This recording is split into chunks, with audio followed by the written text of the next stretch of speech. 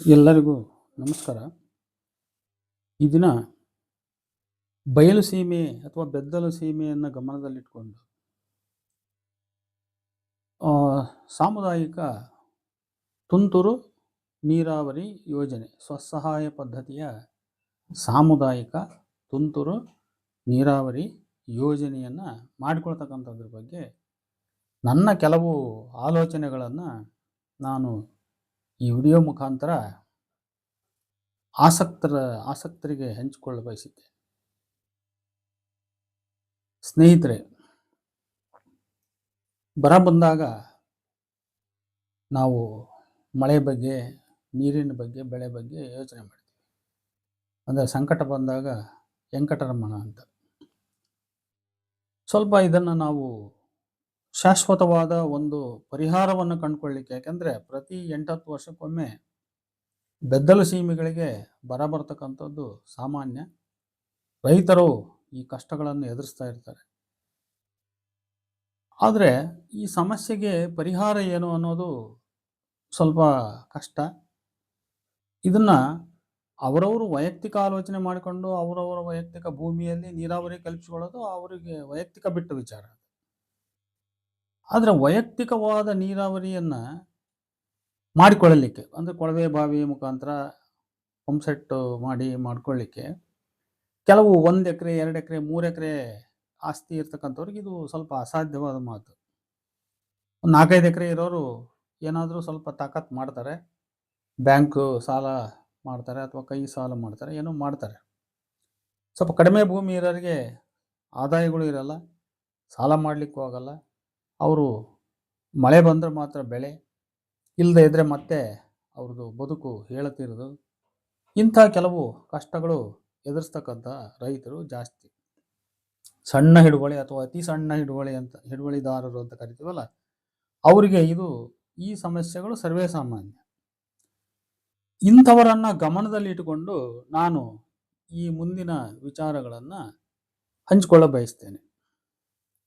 ಪ್ರಥಮವಾಗಿ, ಈಗ ನೀರಾವರಿ ಸೀಮೆ ಏನಿದೆ ಅದು ತುಂಗಭದ್ರಾ ಡ್ಯಾಮ್ನಿಂದ, ಹೊಸಪೇಟೆ ಡ್ಯಾಮ್ನಿಂದ ಹರಿತಕ್ಕಂಥ ನೀರಿರಲಿ, ಲಕ್ಕವಳ್ಳಿ ಡ್ಯಾಮ್ನಿಂದ ಹರಿತಕ್ಕಂಥ ನೀರಿರಲಿ, ಕಾವೇರಿ ಡ್ಯಾಮ್ನಿಂದ ಹರಿತಕ್ಕಂಥ ನೀರಿರಲಿ, ಯಾವುದೇ ಇರಲಿ, ಇವು ಹಿಂದೊಮ್ಮೆ, ಅಂದರೆ ಅವು ಯಾವ ಕಾಲಕ್ಕೆ ಡ್ಯಾಮ್ಗಳು ನಿರ್ಮಾಣ ಆದವು, ಯಾವ ಕಾಲಕ್ಕೆ ಸರ್ವೆಗಳನ್ನು ಮಾಡಿ ಈ ಓಪನ್ ತೆರೆದ ಕಾಲುವೆಗಳ ಮುಖಾಂತರ ನೀರನ್ನು ಅವರು ಹಂಚಿದ್ರು, ಆ ಪದ್ಧತಿ ಅದು ಬಹಳ ವೈಜ್ಞಾನಿಕವಾಗಿ ಎಲ್ಲ ರೈತರಿಗೆ ಮುಂದಿನ ಸಮಸ್ಯೆಗಳನ್ನು ಕೂಡ ಗಮನದಲ್ಲಿ ಇಟ್ಟುಕೊಂಡು ಮಾಡಿದ್ದಾರೆ ಅಂತ ನನಗೆ ಇವತ್ತು ಅದು ಅನ್ನಿಸ್ತಾ ಇಲ್ಲ. ಇದು ಕೇವಲ ಕೆಲವೇ ಜಿಲ್ಲೆಯ ರೈತರಿಗೆ, ಉದಾಹರಣೆ ಭದ್ರಾ ಜಲಾಶಯ, ಲಕ್ಕವಳ್ಳಿ ಡ್ಯಾಮ್ ಇದೆ, ಇದು ಶಿವಮೊಗ್ಗ ಜಿಲ್ಲೆ, ದಾವಣಗೆರೆ ಜಿಲ್ಲೆ, ಬಹಳ ಮುಖ್ಯವಾಗಿ ಈ 2 ಜಿಲ್ಲೆಗಳ ಒಂದು ವರದಾನ ಆಗಿದೆ. ಅದರಲ್ಲೂ ಕೆಲವು ತಾಲೂಕುಗಳಲ್ಲಿ ಬೇರೆ ಅನುಕೂಲ ಇದೆ. ಉದಾಹರಣೆ ಚನ್ನಗಿರಿ ತಾಲೂಕಿನಲ್ಲಿ ಎಲ್ಲ ಏರಿಯಾಕ್ಕೆ ನೀರು ಹೋಗಲ್ಲ. ಹೊಳಲ್ಕೆರೆ ತಾಲೂಕು ಈ ಕಡೆ ಪಕ್ಕ ಚಿತ್ರದುರ್ಗ ಜಿಲ್ಲೆ, ಇದು ಹತ್ತಿರ ಆದರೂ ಕೂಡ ಹೊಳಲ್ಕೆರೆ ತಾಲೂಕಿನ ಭಾಗಗಳಿಗೆ ನೀರಿಲ್ಲ, ಹೊಸದುರ್ಗ ತಾಲೂಕಿನ ಭಾಗಗಳಿಗೆ ನೀರಿಲ್ಲ. ದಾವಣಗೆರೆ ಜಿಲ್ಲೆಯ ದಾವಣಗೆರೆ ತಾಲೂಕಿಗೆ ಸಮೃದ್ಧವಾಗಿ ಇದ್ದಷ್ಟು ಹರಿಹರ ತಾಲೂಕಿಗೆ ಇಲ್ಲ. ಹರಿಹರ ತಾಲೂಕಿಗೆ ಪಕ್ಕದಲ್ಲಿ ಹೊಳೆ ಹೋಗ್ತಾ ಇರೋದ್ರಿಂದ ಹೊಳೆ ಪಂಪ್ ಸೆಟ್ಗಳಿಂದ ನೀರಾವರಿ ಮಾಡ್ಕೊಂಡಿದ್ದಾರೆ. ಈಗ ಅದೇ ರೀತಿ ನಾವು ತುಂಗಭದ್ರಾ ನದಿ ಹರಿಯೋದನ್ನು ನೋಡಿದರೆ ಎಡಕ್ಕೂ ಬಲಕ್ಕೂ, ಆ ಕಡೆ ಮುಂಡ್ರಿಗಿ ತಾಲೂಕು, ರಾಣೆಬೆನ್ನೂರು ತಾಲೂಕು, ಹಿರೇಕೆರೂರು ತಾಲೂಕು, ಈ ಕಡೆಗೆ ಹೊನ್ನಾಳಿ ತಾಲೂಕು, ಹರಿಹರ ತಾಲೂಕು, ಈ ಭಾಗದಲ್ಲಿ ಹೊಳೆ ಪಂಪ್ ಸೆಟ್ಗಳನ್ನು ಮಾಡಿಕೊಂಡು ನೀರಾವರಿ ಸಮೃದ್ಧಿ ಇದೆಯೇ ವಿನಃ ಕ್ಯಾನಲ್ ವಾಟರ್ ಮುಖಾಂತರ ನೀರಾವರಿ ಸಮೃದ್ಧಿ ಇರ್ತಕ್ಕಂಥದ್ದು ಬಹಳ ಕಡಿಮೆ. ಕೆಲವು ಪ್ರದೇಶಗಳಿಗೆ ನೀರುಂಟು, ಕೆಲವು ಪ್ರದೇಶಗಳಿಗೆ ನೀರಿಲ್ಲ. ಇದು ವಾಸ್ತವ ಸ್ಥಿತಿ. ಇದು ಆದರೆ ಇದು 2 ಬೆಳೆಗಳಿಗೆ ಇವರು ನೀರು ಕೊಡ್ತಾರೆ. ಭತ್ತ ಅದರಲ್ಲೂ ಬಹಳ ಮುಖ್ಯವಾಗಿ ಭತ್ತದ ಬೆಳೆಗೆ ನೀರು ಕೊಡ್ತಾರೆ. ಇದು ಗಮನಿಸಬೇಕಾದ, ಪ್ರತಿಯೊಬ್ಬರು ಸೀರಿಯಸ್ ಆಗಿ ಯೋಚನೆ ಮಾಡಬೇಕಾದ ವಿಚಾರ ಇದು. ಯಾಕೆಂದರೆ 1 kg ಭತ್ತ ಬೆಳೀಲಿಕ್ಕೆ ಎಷ್ಟೋ ಸಾವಿರ ಲೀಟರ್ ನೀರು ಬೇಕು ಅಂತ ಒಂದು ವೈಜ್ಞಾನಿಕವಾದ ಲೆಕ್ಕಾಚಾರ ಇದೆ. ಅಂದರೆ ಅತಿ ಹೆಚ್ಚು ನೀರನ್ನು ಬಯಸ್ತಕ್ಕಂಥ ಒಂದು ಬೆಳೆ ಯಾವುದು? ಭತ್ತ. ಆದ್ದರಿಂದ ಈ ರೀತಿ ಅಂದರೆ ಕೆಲವು ಸೀಮಿತವಾದ ಪ್ರದೇಶಗಳಿಗೆ 2 ಬೆಳೆಗೆ ಭತ್ತದ ಬೆಳೆಗಳಿಗೆ ಇವರು ನೀರನ್ನು ಸರಬರಾಜು ಮಾಡಿ ಅಲ್ಲೇ ಅಕ್ಕಪಕ್ಕದ ಹದಿಬದಿಯ ಇತರೆ ಏರಿಯಾಗಳಿಗೆ ಬರ ಉಣ್ಣುವಂತೆ ಮಾಡಿ ಅಥವಾ ಅಲ್ಲಿಗೆ ಅವರಿಗೆ ನೀರು ಸೌಲಭ್ಯ ಸಿಗದಂತೆ ಮಾಡಿ ಕೆಲವು ರೈತರನ್ನ ಸೊಂಪಾಗಿ ಬಿಟ್ಟು ಅವರನ್ನ ಶ್ರೀಮಂತರಾಗುವಂತೆ ನೋಡಿಕೊಂಡು ಇನ್ನು ಕೆಲವು ರೈತರನ್ನ ನೀವು ಅಲ್ಲೇ ಪಕ್ಕದಲ್ಲೇ ಅವ್ರ ಶ್ರೀಮಂತಿಕೆ ನೋಡಿಕೊಂಡು ನೀವು ಬಡವರಾಗಿ ಕೊರಗ್ರಿ ಅಂತ ಇಟ್ಟಿರ್ತಕ್ಕಂಥ ಈ ವ್ಯವಸ್ಥೆ ಇದು ವೈಜ್ಞಾನಿಕವಾದ ಸರಿಯಾದ ವ್ಯವಸ್ಥೆ ಅಂತ ನನಗೆ ಅನ್ನಿಸ್ತಾ ಇಲ್ಲ. ನನ್ನ ನೇರ ಅಭಿಪ್ರಾಯ ಏನಂದ್ರೆ ನದಿಯ ನೀರು, ಡ್ಯಾಮಿನ ನೀರು ಇದು ಯಾರೇ ಒಬ್ಬರ ಅಥವಾ ಒಂದು ಜಿಲ್ಲೆಯ ಜನರ ಅಥವಾ ಕೆಲವು ತಾಲೂಕು ಜನರ, ಕೆಲವು ಜಿಲ್ಲೆಗಳ ಜನರ ಸೊತ್ತಲ್ಲ. ಇದು ನಮ್ಮೆಲ್ಲರ ಸ್ವತ್ತು. ಹಾಗಾಗಿ ಇದು ಎಷ್ಟು ಸಾಧ್ಯವೋ ಅಷ್ಟು ಜನರಿಗೆ ಇದನ್ನ ರೀಚ್ ಆಗೋ ಮಟ್ಟಿಗೆ ಇದನ್ನ ನೋಡಿಕೊಳ್ಳುವಂತ ಒಂದು ವ್ಯವಸ್ಥೆ ಮಾಡಬೇಕಾಗಿತ್ತು. ಒಂದು ಬೆಳೆಗೆ ಅರ್ಧ ಭಾಗ, ಇನ್ನೊಂದು ಬೆಳೆಗೆ ಇನ್ನೊಂದು ಅರ್ಧ ಭಾಗ ನೀರು ಉಣ್ಣುವಂತೆ ಮಾಡಿದ್ರೆ ಅದರಿಂದ ಬಹಳಷ್ಟು ಸಮಸ್ಯೆಗಳು ಬಗೆಹರಿತಿದ್ವು ಅನ್ನೋದು ನನಗೆ ಬಹಳ ಸ್ಪಷ್ಟವಾಗಿ ಮನವರಿಕೆಯಾಗಿದೆ. ಹೇಗೆ ಅಂತ ಹೇಳಿದ್ರೆ, ನೀರು ಅಂದ್ರೆ ನೀರು ಎಲ್ಲಿ ಈ ಕ್ಯಾನಲ್ ವಾಟರ್ ಹರಿತತೋ ಅಲ್ಲಿ ಕುಡಿಯೋ ನೀರಿನ ಸಮಸ್ಯೆಗಳಾಗಲಿ ಮತ್ತೊಂದು ಇರಲ್ಲ. ಅಲ್ಲಿ ಬೋರ್ವೆಲ್ ವಾಟರ್ ಕೂಡ ಅಂತರ್ಜಲ ಸ್ವಲ್ಪ ಹೆಚ್ಚಾಗಿರ್ತದೆ. ಇಲ್ಲಿ ಉದಾಹರಣೆ ನಾನು ನಿಮಗೆ ಹೇಳೋದಾದ್ರೆ, ದಾವಣಗೆರೆ ನಗರದ ಜನರು ಮನೆಗಳಿಗೆ ಏನು ಬೋರ್ ಹಾಕ್ಸ್ಕೊಂಡಿದಾರಲ್ಲ, ಆ ಬೋರ್ ವಾಟರ್ ಒಂದು ಬೆಳೆಗೆ ಏನಾದರೂ ಅಕಸ್ಮಾತ್ ಡ್ಯಾಮ್ ನೀರು ಹರಿದೇ ಹೋದ್ರೆ ಎಲ್ಲ ಸಿಟಿಯ ಬೋರ್ವೆಲ್ಗಳ ನೀರು ಅಂತರ್ಜಲ ಕುಸಿದು ಹೋಗ್ತದೆ. ಅದೇ ನೀರು ಯಾವಾಗಲೂ ಗದ್ದೆಗಳಿಗೆ ಹರಿತಾ ಇದ್ರೆ ಅಂತರ್ಜಲ ಪ್ರಮಾಣ ಕರೆಕ್ಟ್ ಆಗಿರ್ತದೆ. ಇದು ಒಂದು ಟೆಸ್ಟ್. ಆದ್ರಿಂದ ಇದನ್ನ ನಾವು ಉದಾಹರಣೆಯಾಗಿ ಇಟ್ಕೊಂಡು ಈ ನೀರನ್ನ, ಅಂದ್ರೆ ಈ ಕ್ಯಾನಲ್ ವಾಟರ್ ನೀರನ್ನ ಒಂದು ಬೆಳೆಗೆ ಭತ್ತಕ್ಕೆ ಕೊಟ್ಟು ಇಲ್ಲಿ ಅವ್ರಿಗೆ ಅದು ಭತ್ತ ಬೆಳ್ಕೊಳ್ಳಿ, ಇನ್ನೊಂದು ಬೆಳೆಗೆ ಪಕ್ಕದ ದೂರದ ಸ್ವಲ್ಪ ಬೇರೆ ತಾಲೂಕುಗಳು, ನಾನು ಆಗ್ಲೇ ಹೇಳಿದೆ ಹೊಳಲ್ಕೆರೆ ತಾಲೂಕಿಗೆ ನೀರಿಲ್ಲ, ಹೊಸದುರ್ಗಕ್ಕೆ ನೀರಿಲ್ಲ, ಜಗಳೂರಿಗೆ ನೀರಿಲ್ಲ, ಹರಪನಹಳ್ಳಿಗೆ ನೀರಿಲ್ಲ, ಕೊಟ್ಟೂರು ಕೂಡ್ಲಿಗಿ ತಾಲೂಕು ಇವೆಲ್ಲವೂ ಇದು ಸ್ವಲ್ಪ ರೀಚಬಲ್ ಏರಿಯಾಗಳಿವು. ಅದೇ ರೀತಿ ಆ ಕಡೆ ಚಿತ್ರದುರ್ಗ ಹಿರಿಯೂರು ತಾಲೂಕಿನವರು ಹೋರಾಟ ಮಾಡ್ತಾ ಇದ್ದಾರೆ. ನಮ್ಮ ಪತ್ರಕರ್ತರು ಮತ್ತು ಟಿವಿ ಆ್ಯಂಕರ್ ಆಗಿರ್ತಕ್ಕಂಥ ವಾರ್ತೆ ಮಾಡ್ತಕ್ಕಂಥ ಲಕ್ಷ್ಮಣ ಹೂಗಾರ್ ಅವರು ಕೂಡ ಅಲ್ಲಿ ಹೋರಾಟ ಮಾಡ್ತಾ ಇದ್ದಾರೆ. ಇದೆಲ್ಲ ನಾವು ಸೋಷಿಯಲ್ ಮೀಡಿಯಾಗಳಲ್ಲಿ ನೋಡ್ತಾ ಇದ್ದೇವೆ. ಈ ಏರಿಯಾಗಳಿಗೆ ಒಂದು ಬೆಳೆಗೆ ಇಲ್ಲಿ ಸ್ಟಾಪ್ ಮಾಡಿ ಇನ್ನೊಂದು ಬೆಳೆಗೆ ಅವರಿಗೆ ನೀರು ಕೊಟ್ಟಿದ್ರೆ ಪರಿಸ್ಥಿತಿ ಏನಾಗ್ತಿತ್ತು ಅಂತ ನಾವು ವಿಚಾರ ಮಾಡಿದಾಗ ಅಲ್ಲಿ ಅನೇಕ ಸಮಸ್ಯೆಗಳು ಸಾಲ್ವ್ ಆಗ್ತದೆ. ರೈತರು ಇವರಂತೆ ಅವರು ಕೂಡ ಒಂದು ಬೆಳೆ ಚೆನ್ನಾಗಿ ಏನಾದ್ರು ಬೆಳ್ಕತ್ತಿದ್ರು.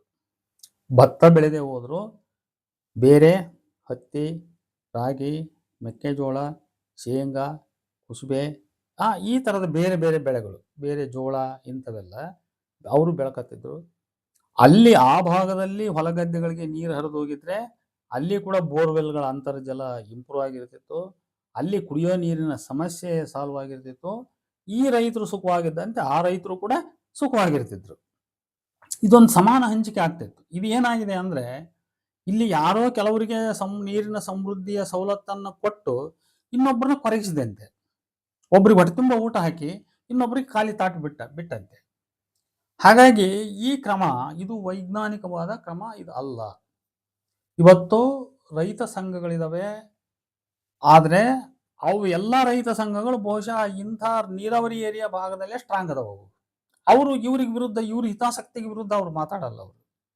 ಆದ್ರಿಂದ ಬೆದ್ದಲು ಸೀಮೆಯ ರೈತರು ತಾವು ಕೂಡ ಒಂದು ಒಕ್ಕೂಟವನ್ನು ಮಾಡಿಕೊಂಡು ಈ ನೀರನ್ನ ಅದು ಡೈರೆಕ್ಟ್ ಆಗಿ ನದಿಯಿಂದ ಏತ ನೀರಾವರಿ ಯೋಜನೆ ಕಲ್ಪಿಸಿಕೊಡ್ಲಿ ಅಥವಾ ಈ ಕ್ಯಾನಲ್ ವಾಟರ್ನ ಎಕ್ಸ್ಟೆಂಡ್ ಮಾಡಬೇಕದು. ಇದು ಇನ್ನು ಮುಂದಕ್ಕೆ ಬೇರೆ ರೀತಿ ಇನ್ನೂ ಸ್ವಲ್ಪ ಇದು ಓಪನ್ ಕ್ಯಾನಲ್ನಲ್ಲಿ ಹೋಗೋ ಬದಲಿ ಪೈಪ್ಲೈನ್ ಮುಖಾಂತರ ಬೇರೆ ಏರಿಯಾಗಳಿಗೆ ಮುಂದಕ್ಕೆ ಹೋಗುವಂತೆ ಮಾಡಿ ಇದನ್ನು ಇನ್ನೂ ಕೆಲವು ಲಕ್ಷಾಂತರ ಎಕರೆಗಳಿಗೆ ಇನ್ನೂ ಕೆಲವು ತಾಲೂಕುಗಳಿಗೆ, ಅದು ಜಗಳೂರು ತಾಲೂಕು, ಹೊಳಲ್ಕೆರೆ ತಾಲೂಕು, ಹೊಸದುರ್ಗ ತಾಲೂಕು, ಕೊಟ್ಟೂರು, ಹರಪನಹಳ್ಳಿ ತಾಲೂಕು, ಈ ರೀತಿ ಸುತ್ತಮುತ್ತಲ ತಾಲೂಕುಗಳಿಗೆ ಇನ್ನೊಂದಷ್ಟು ಭಾಗ ನೀರಾವರಿ ಸೌಲಭ್ಯ ಕಲ್ಪಿಸುವಂತೆ ಮಾಡಿದರೆ ಇದರಿಂದ ಬಹಳ ದೊಡ್ಡ ಸಮಸ್ಯೆ ಬಗೆಹರಿಲಿಕ್ಕೆ, ರೈತರ ಸಮಸ್ಯೆ ಬಗೆಹರಿಲಿಕ್ಕೆ ಸಾಧ್ಯವಿದೆ.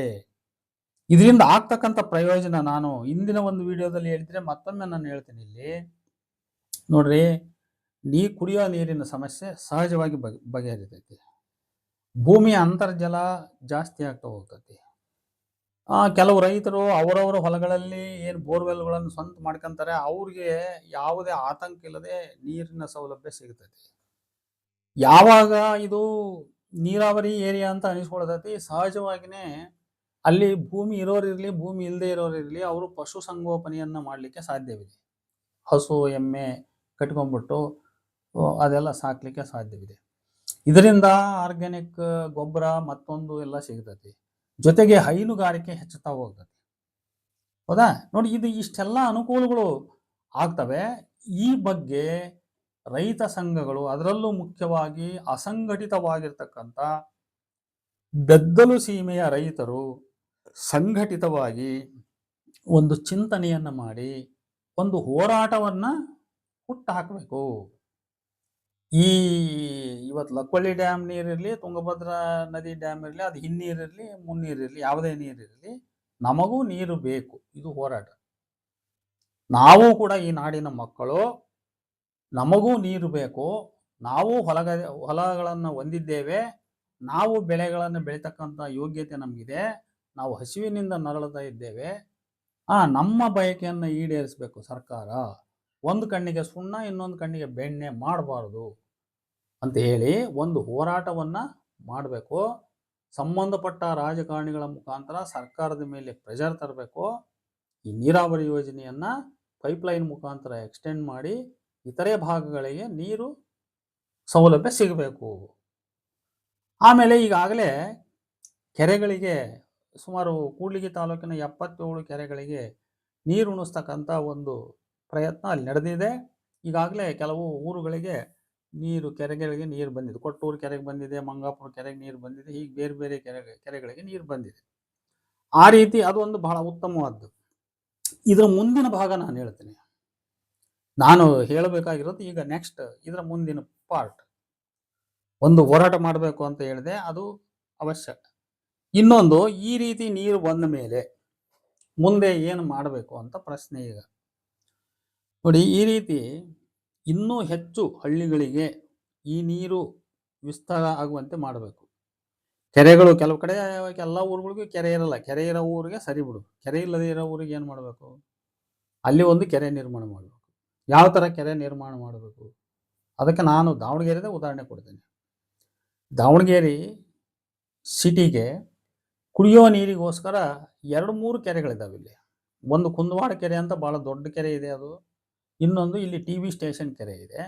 ಇನ್ನೊಂದು ಈ ಕಡೆಗೆ ಇಲ್ಲೇ ತೋಳಹುಣಸಿ ಹತ್ರ ಮತ್ತೊಂದು ಕೆರೆ ಕಟ್ಟಿದ್ದಾರೆ. ಇವೆಲ್ಲವಕ್ಕೂ ಕೂಡ ತುಂಗಭದ್ರಾ ನೀರಿನ ಒಂದು ಸಪ್ಲೈ ಇದೆ, ಸರಬರಾಜಿದೆ. ಹೌದಾ? ಅದನ್ನ ಟ್ಯಾಂಕಿಗೆ ಏರಿಸ್ತಾರೆ, ಅಲ್ಲಿಂದ ಸಿಟಿಗೆ ಸಪ್ಲೈ ಮಾಡ್ತಾರೆ. ಇದು ಪದ್ಧತಿ, ಹೌದಲ್ಲ? ಇದೇ ರೀತಿಯಲ್ಲಿ ಯಾವ ಗ್ರಾಮಗಳಿಗೆ ಕೆರೆ ಇಲ್ಲ, ಯಾವುದಾದರೂ ಅಲ್ಲಿ ಒಂದು ಗ್ರಾಮಕ್ಕೆ ಒಂದು ದೊಡ್ಡ ಮಟ್ಟದ ಕೆರೆಯನ್ನ ನಿರ್ಮಾಣ ಮಾಡಿದರೆ ಅದರ ಸುತ್ತ 2-3 ಹಳ್ಳಿಗಳಿಗೆ, ಹೊಲಗಳಿಗೆ ನಾವು ನೀರನ್ನು ಕೊಡಲಿಕ್ಕೆ ಸಾಧ್ಯವಿದೆ.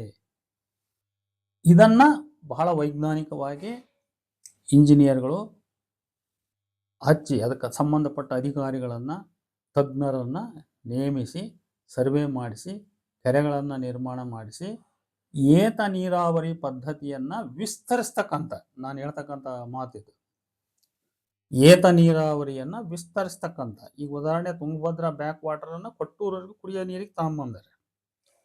ಹೌದಾ? ಇಲ್ಲೇ ಹರಪನಹಳ್ಳಿ ತಾಲೂಕಿನಲ್ಲಿ ಪಕ್ಕಕ್ಕೇ ಹಡಗಲಿ ತಾಲೂಕಿಗೆ ತುಂಗಭದ್ರಾ ನದಿ ಹರಿದು ಹೋಗ್ತದೆ. ಆ ನೀರನ್ನ ಪೈಪ್ ಮುಖಾಂತರ ತಗೊಂಬಂದ್ರೆ ಕೊಟ್ಟೂರು ತಾಲೂಕಿನ ಒಳಭಾಗದವರೆಗೂ ತರಲಿಕ್ಕೆ ಸಾಧ್ಯವಿದೆ, ಕೂಡ್ಲಿಗಿ ತಾಲೂಕಿನವರೆಗೂ ಮುಟ್ಟಿಸ್ಲಿಕ್ಕೆ ಸಾಧ್ಯವಿದೆ. ಈಗಾಗಲೇ ಹಡಗಲಿಯ ಹೊಲಗಳ ಮುಖಾಂತರ ಪೈಪ್ಲೈನ್ ಬಂತು. ಮೊನ್ನೆ ಅದು ಒಡೆದು ಅಲ್ಲಿ ಕೆಲವು ಅಡಿಕೆ ತೋಟ, ಕೆಲವು ಬೇರೆ ಹೊಲಗಳ ಬೆಳೆಗಳಿಗೆ ನಾಶ ಆಗಿರೋದು ನಾನು TV ಇದರಲ್ಲಿ ಸೋಷಿಯಲ್ ಮೀಡಿಯಾಗಳಲ್ಲಿ ನೋಡಿದೆ ನಾನು. ಈ ರೀತಿ ಈ ಯೋಜನೆಯನ್ನ ಇನ್ನೂ ಚೆನ್ನಾಗಿ ಇಂಟೆನ್ಸಿವ್ ಆಗಿ ವಿಸ್ತರಿಸಿ ಯಾವ ಯಾವ ಊರುಗಳಿಗೆ ಕೇಂದ್ರವಾಗಿಟ್ಟುಕೊಂಡು ಅಲ್ಲಿ ಒಂದು ಕೆರೆ ನಿರ್ಮಾಣ ಮಾಡಿ ಆ ಕೆರೆಗೆ ನೀರು ತುಂಬಿಸಿದರೆ ಅದರಿಂದ ಹೊಲಗದ್ದೆಗಳಿಗೆ ನೀರನ್ನು ಬಿಡಲಿಕ್ಕೆ ಸಾಧ್ಯ ಆಗುತ್ತೆ ಅನ್ನೋದನ್ನು ಸರ್ಕಾರ ಇದನ್ನು ಪ್ಲ್ಯಾನ್ ಮಾಡಿ ಇದನ್ನು ಜಾರಿಗೆ ತರಬೇಕು. ಈ ಕೆಲಸಕ್ಕೋಸ್ಕರ ರೈತರು ಒಂದು ಒತ್ತಡ ಹಾಕಬೇಕು, ಹೋರಾಟ ಮಾಡಬೇಕು, ಇದನ್ನು ಕಾರ್ಯಗತಗೊಳಿಸಬೇಕು. ಹಂಗಾದ್ರೆ ಅವರ ಜೀವನಕ್ಕೆ ಒಂದು ಶಾಶ್ವತವಾದ ಪರಿಹಾರ ಸಿಗಲಿಕ್ಕೆ ಸಾಧ್ಯವಿದೆ ಅಂತ. ಇದಾದ ಮೇಲೆ ಇದು ಮುಂದಿನ ಪಾಠ ಸಾಮುದಾಯಿಕ ತುಂತುರು ನೀರಾವರಿ ಅಂತ ಹೇಳಿದೆ. ತುಂತುರು ನೀರಾವರಿ ಅಂದರೆ ಹನಿ ನೀರಾವರಿ ಅಲ್ಲ, ಇದು ಕನ್ಫ್ಯೂಸ್ ಮಾಡ್ಕೋಬಾರ್ದು. ಹನಿ ನೀರಾವರಿ ಅಂದರೆ ಡ್ರಿಪ್ ಇರಿಗೇಷನ್ ಅಂತ ಕರೀತಾರೆ. ಬೇಕಾದ್ರೆ ಮಾಡ್ಕೋಬೋದು, ಡ್ರಿಪ್ ಸಾಕು ನಮಗೆ ಅಂದರೆ ಡ್ರಿಪ್ ಮಾಡ್ಕೋಬೋದು. ತುಂತುರು ನೀರಾವರಿ ಅಂದರೆ ಜೆಟ್ ಅಂತಾರೆ, ಅದನ್ನು ಸ್ಪ್ರಿಂಕ್ಲರ್ ಅಂತ ಕರೀತಾರೆ, ಆ ಥರದ ನೀರಾವರಿ. ಇದ್ರ ಬಗ್ಗೆ ನಾನು ಒಂದಷ್ಟು ಐಡಿಯಾ ಇಲ್ಲಿ ಮಾತಾಡಲಿಕ್ಕೆ ತಮ್ಮ ಮುಂದೆ ಹಂಚ್ಕೊಳ್ಳಿಕ್ಕೆ ಬಯಸ್ತೇನೆ. ಈಗ ಇಂಥದ್ದೊಂದು ಕೆರೆಯ ಅನುಕೂಲ ಇದೆ ಅಂತ ತಿಳ್ಕೊಳ್ಳೋಣ ಅಥವಾ ಇಲ್ಲ ಅಂತಲೂ ತಿಳ್ಕೊಳ್ಳೋಣ. ಎರಡು ರೀತಿಯಲ್ಲಿ ಮಾತಾಡೋಣ. ಕೆರೆ ಇಲ್ಲ, ಒಂದು ದೊಡ್ಡ ಗ್ರಾಮ, ಒಂದು 2-3 ಸಾವಿರ ಎಕರೆ ಭೂಮಿ ಉಳ್ಳಂಥ ಒಂದು ಊರು ಅಂತ ತಿಳ್ಕೊಳ್ಳೋಣ. ಒಂದು 800,000 ಮನೆಗಳಿದಾವೆ ಅಲ್ಲಿ. ಅಂದರೆ ಒಂದು 3,000-4,000 ಜನಸಂಖ್ಯೆ ಇದೆ ಅಂದರೆ ಕನಿಷ್ಠ 2-3 ಸಾವಿರ ಎಕರೆ ಭೂಮಿ ಕಾಯಂಬಿರ್ತದೆ. ನಮ್ಮ ಕಡೆ ಎಲ್ಲ 3-4 ಎಕರೆ ಸಾಮಾನ್ಯ, 10-12 ಎಕರೆ ಅವರು ಸ್ವಲ್ಪ ಮಧ್ಯಮ ವರ್ಗ, 40 ಎಕರೆ ಹೋದರೆ ಅವನು ಶ್ರೀಮಂತ. 1000 ಎಕರೆ 100 ಎಕರೆ ಇರೋರು ಭಾಳ ಕಡಿಮೆ, ಯಾರೋ ಅಪರೂಪ. ಹಾಗಾಗಿ ಇಂಥ ಹಳ್ಳಿಗಳಲ್ಲಿ ಅಂದರೆ ಎಲ್ಲಿ 1 ಎಕರೆ 2 ಎಕರೆ 3 ಎಕರೆ 4 ಎಕರೆ ಅವರೇಜ್ ಭೂಮಿ ಉಳ್ಳಂಥ ರೈತರ ಸಂಖ್ಯೆ ಜಾಸ್ತಿ ಇರ್ತೈತಿ. ಅವರು ಒಂದು ಏರಿಯಾದಲ್ಲಿ ಒಂದು 200 ಎಕರೆಯ ಒಂದು ಘಟಕ ಅಂತ ತಿಳ್ಕೊಂಡು ನಾನು ಮಾತಾಡ್ತೀನಿ ಈ ವಿಷಯನ. 200 ಎಕರೆಯ ಒಂದು ಘಟಕ,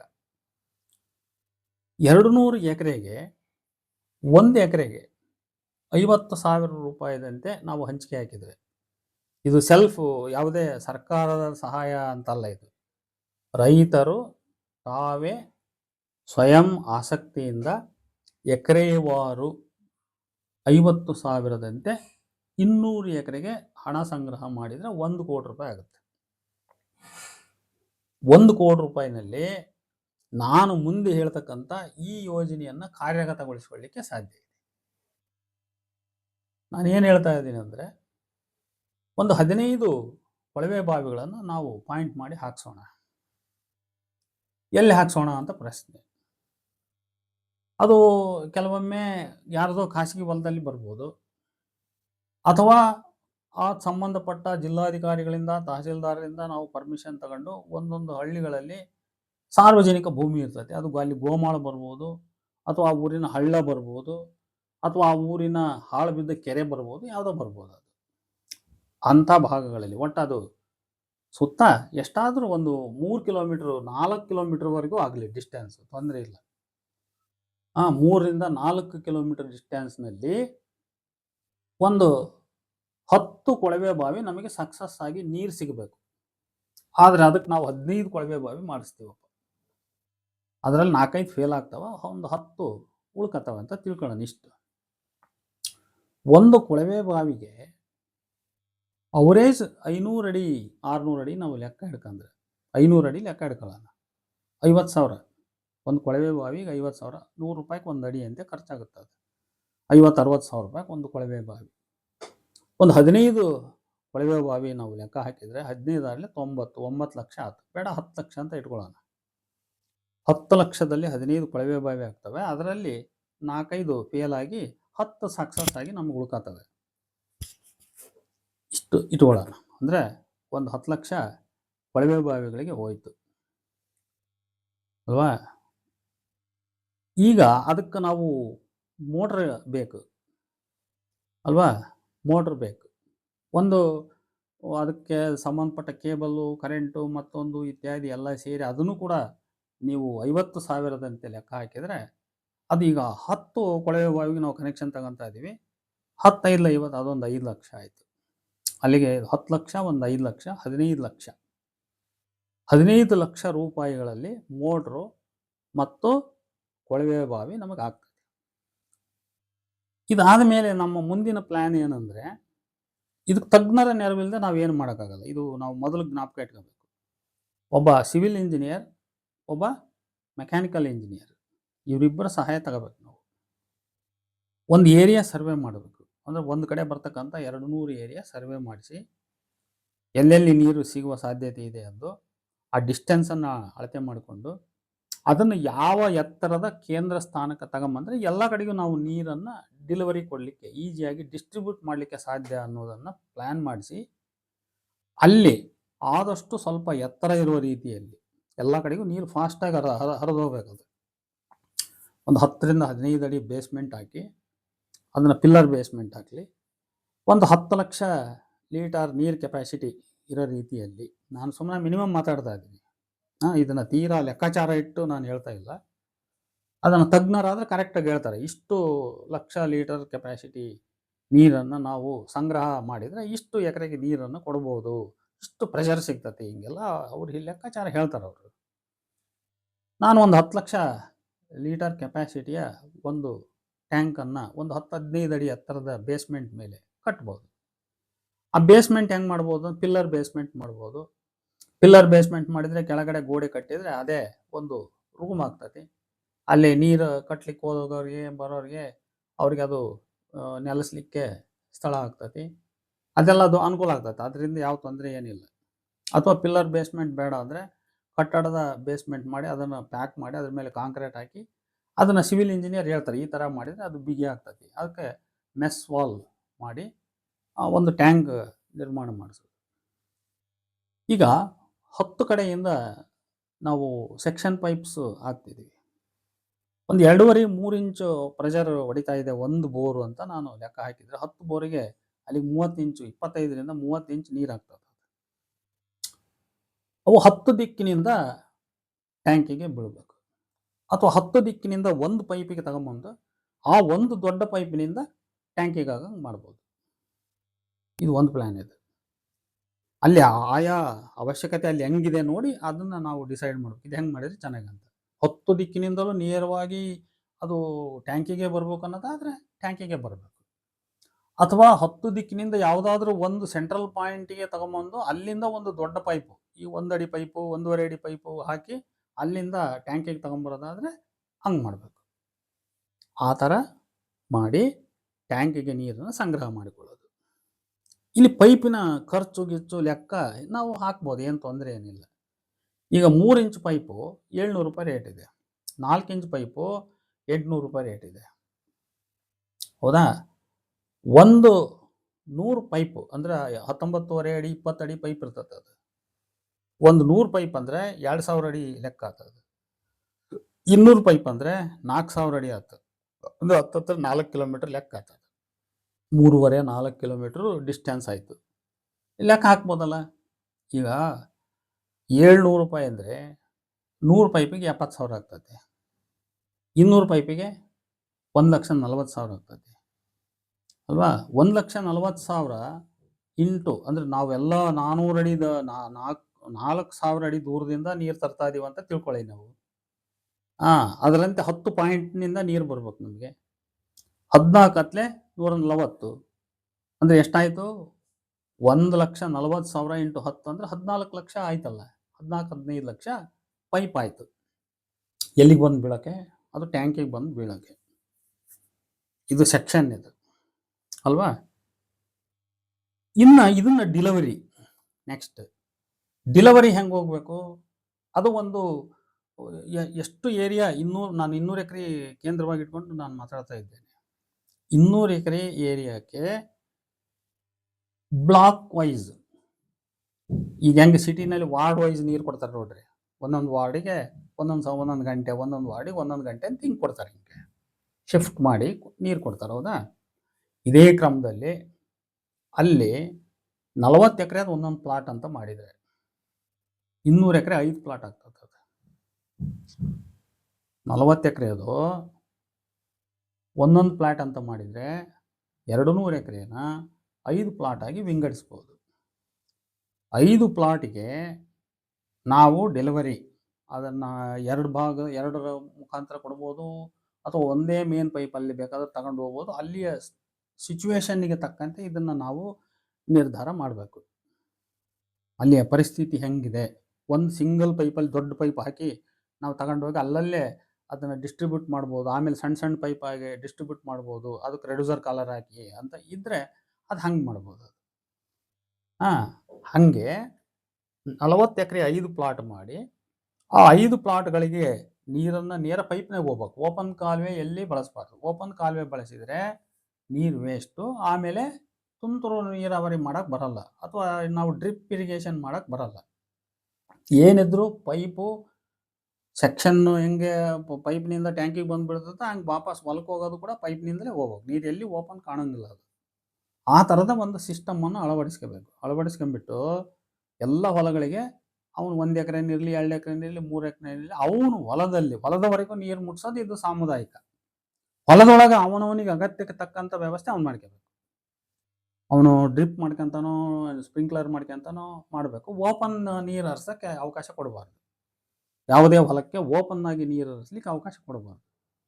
ಯಾಕೆಂದರೆ ನನಗೆ ಒಂದು ಎಕ್ಸ್ಪೀರಿಯನ್ಸನ್ನು ಈ ನನ್ನ ಅನುಭವ ನಾನು ಹಂಚ್ಕೊತೀನಿ. ನಾನು ಒಂದು ಹೊಲ ಮಾಡಿಸ್ತಾ ಇದ್ದೀನಿ, ಅಡಿಕೆ ತೋಟ ಮಾಡಿದ್ದೀನಿ. 4 ಎಕರೆ, 2 ಬೋರ್ವೆಲ್ ಇದೆ. ಒಂದು 2.5 ಇಂಚು 2.75 3 ಇಂಚ್ ಒಳಗೆ ನೀರು ಹೊಡಿತವೆ 2 ಬೋರು. 4 ಎಕರೆ ನಾನು ಡ್ರಿಪ್ ಪೂರಾ ಇದನ್ನು ಮಾಡಿಸಿದ್ದೀನಿ, ಯಾವುದು ಜೆಟ್ ಮಾಡಿಸಿದ್ದೀನಿ, ಸ್ಪ್ರಿಂಕ್ಲರ್. ನಮ್ಮ ಹೊಲದ ನೀರು ಎಷ್ಟು ಇದೆ ಎಷ್ಟು ಅಂದರೆ 2.5 3 ಇಂಚ್ ನೀರು, 2 ಬೋರು, ಒಂದು 900 ಅಡಿ 1920 ಅಡಿ ಐತಿ ಉದ್ದ ಹೊಲ. 70-80 ಅಡಿ ಅಗಲ ಬರ್ತೈತಿ. 1920 ಅಡಿ ಉದ್ದ ಇದೆ. ಡಿಸ್ಟೆನ್ಸ್ ಭಾಳ ಇದೆ. ಅದರಿಂದ 6 ಸ್ಟೇಜಿನ ಮೋಟ್ರನ್ನ ಹಾಕಿದ್ದೀವಿ ನಾವು. 6 HP, 6 ಸ್ಟೇಜು, 7 ಸ್ಟೇಜು ಹಿಂಗೆ ಹಾಕಿದ್ದೀವಿ.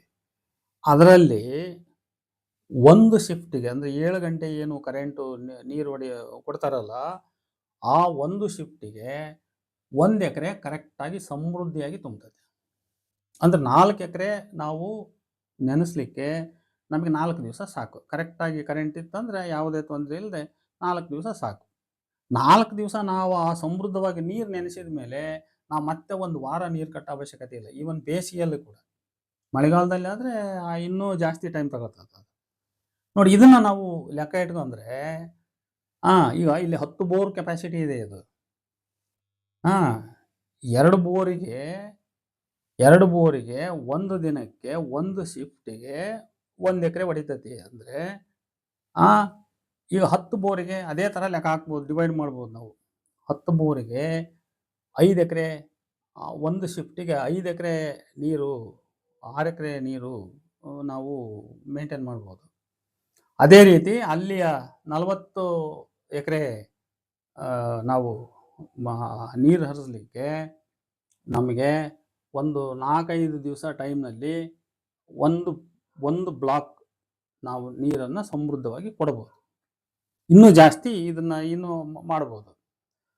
ಆಮೇಲೆ ಇದು ಯಾವಾಗಲೂ ಒಂದು ಸಾರಿ ನಾವು ಯಾವುದೇ ಫಸಲು, ಈಗ ಮೆಕ್ಕೆಜೋಳದಂಥ, ಈರುಳ್ಳಿ, ಶೇಂಗಾ, ಈ ಥರದ ಬೆಳೆಗಳು, ನಾನು ಭತ್ತ ಗಿತ್ತ ಅಂತ ಹೇಳಲ್ಲ ಇಲ್ಲಿ, ಈ ಥರದ ಬೆಳೆಗಳಿಗೆ ಒಂದು ಸಾರಿ ನೀರು ಉಣಿಸಿದ ಮೇಲೆ ಕನಿಷ್ಠ 12ರಿಂದ 15 ದಿವಸ ನಾವು ನೀರು ಕೊಡ್ತಕ್ಕಂಥ ಅವಶ್ಯಕತೆ ಬರಲ್ಲ. ಹಾಗಾಗಿ ಒಬ್ಬ ರೈತನಿಗೆ ಒಂದು ಸಾರಿ ನಾವು ನೀರು ಕೊಟ್ಟ ಮೇಲೆ ಮತ್ತೆ ವಾಪಸ್ 15 ದಿನಕ್ಕೆ ಇನ್ನೊಂದು ಸಾರಿ ಅವನಿಗೆ ಶಿಫ್ಟ್ ಹೋಗಿ ಮುಟ್ಟಿಸ್ಬೋದು. ಅವನಿಗೆ ವಾಪಸ್ಸು ಇನ್ನೊಂದು ಸಾರಿ ಶಿಫ್ಟ್ ಹೋಗಿ ಮುಟ್ಟಿಸ್ಬೋದು. ಅಥವಾ 3.5 ತಾಸು ಅಂದರೆ ಒಂದು 7 ತಾಸು ಕರೆಂಟ್ ಇದೆ ಅಂತ ಅಂದರೆ, ಕರೆಂಟ್ ಅಂದರೆ ಇಲ್ಲಿ ನೀರು ನಾವು ಟ್ಯಾಂಕಿಗೆ ಸ್ಟಾಕ್ ಮಾಡ್ಕೊಂಡಿರ್ತೀವಿ. ಅದನ್ನ ಇನ್ನೂ ನಾವು ಸೋಲಾರ್ ಸಿಸ್ಟಮ್ಗೆ ಹೋದ್ರಂತೂ ಇನ್ನೊಂದಿಷ್ಟು ದುಡ್ಡು ಜಾಸ್ತಿ ಆಗ್ತೈತಿ, ಇನ್ನೂ ಇನ್ವೆಸ್ಟ್ಮೆಂಟ್ ಜಾಸ್ತಿ ಆಗ್ತೈತಿ. ಸೋಲಾರ್ ಪಂಪು ನಾವು ಅಳವಡಿಸಿ ಅದಕ್ಕೆ ನಾವು ಸೋಲಾರ್ ಕರೆಂಟನ್ನು ನಾವು ಮಾಡಿದರೆ 20 ಅವರ್ಸು ಅಥವಾ 24 ಅವರ್ಸು ನಾವು ಬೋರ್ನಿಂದ ನೀರು ಎತ್ತಲಿಕ್ಕೆ ಸಾಧ್ಯವಿದೆ. ಆಮೇಲೆ ಯಾವಾಗ ಬೇಕಾದರೂ ನೀರನ್ನು ಹೆಚ್ಚು ಹಾಯಿಸ್ಕೊಳ್ಳಿಕ್ಕೆ ಸಾಧ್ಯವಿದೆ.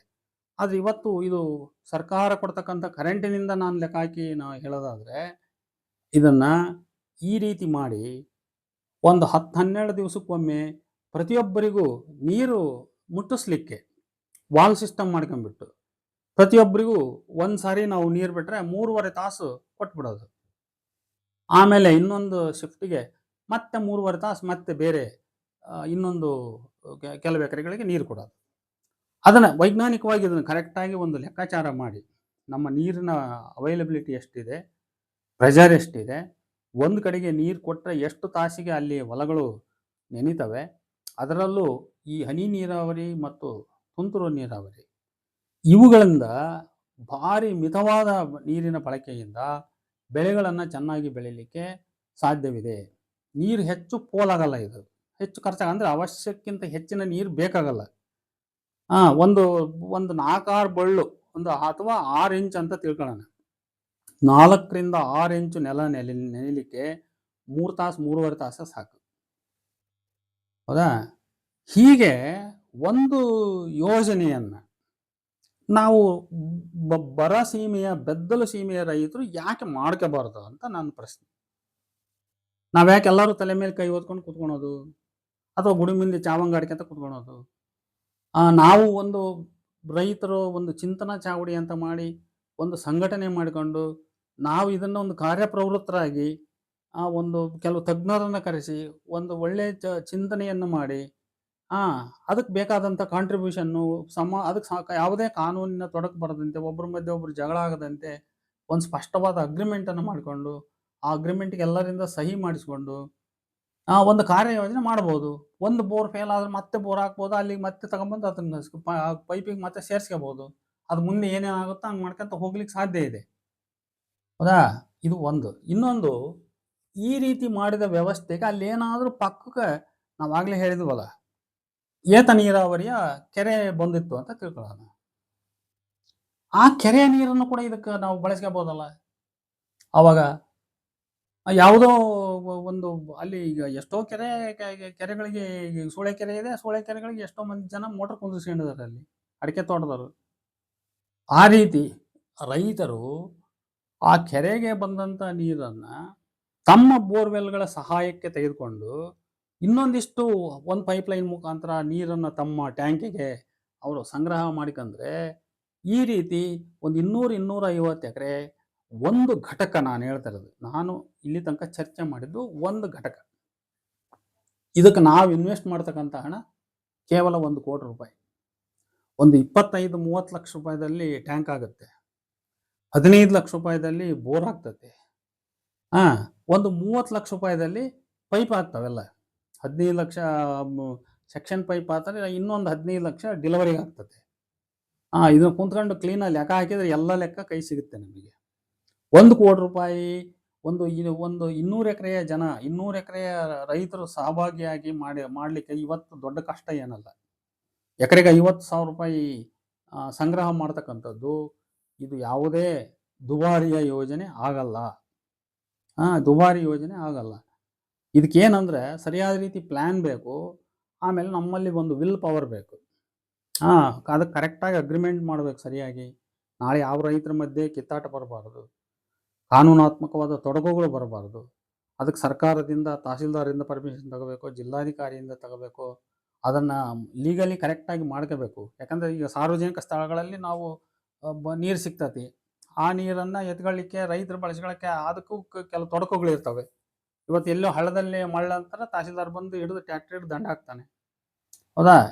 ಹಾಗೆ ಇಂಥವ್ರು ಇರುವಾಗ ಇವಕ್ಕೆ ಲೀಗಲ್ ಸಮಸ್ಯೆ ಏನಿದೆ, ಅದನ್ನು ಲೀಗಲ್ ಸಮಸ್ಯೆಯನ್ನು ಕಚೇರಿಯ ಮಟ್ಟದಲ್ಲಿ ರಾಜಕಾರಣಿಗಳ ಮುಖಾಂತರ ಅದನ್ನು ಬಗೆಹರಿಸ್ಕೊಂಡ್ಬಿಟ್ಟು ಈ ರೀತಿ ಒಂದು ಸಾಮುದಾಯಿಕ ತುಂತುರು ನೀರಾವರಿ ಯೋಜನೆಯನ್ನು ನಾವು ಮಾಡ್ಕೋಬೇಕು.